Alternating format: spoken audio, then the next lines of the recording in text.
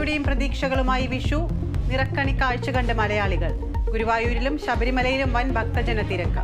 വിവിധ ക്ഷേത്രങ്ങളിൽ പ്രത്യേക പൂജകൾ.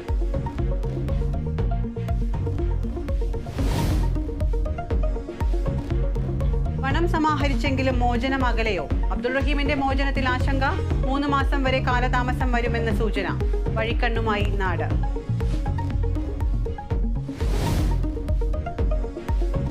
തെരഞ്ഞെടുപ്പ് പ്രചാരണത്തിനായി നരേന്ദ്രമോദി ഇന്ന് കേരളത്തിൽ. രാഹുൽ ഗാന്ധി നാളെ എത്തും. കോഴിക്കോട് UDF-ന്റെ മെഗാ റാലി.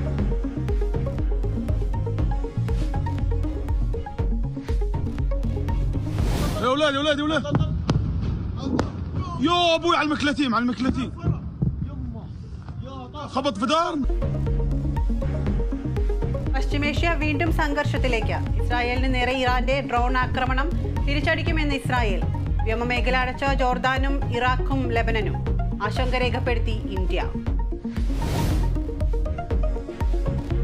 ഇന്ത്യൻ പ്രീമിയർ ലീഗിൽ ഇന്ന് 2 മത്സരങ്ങൾ.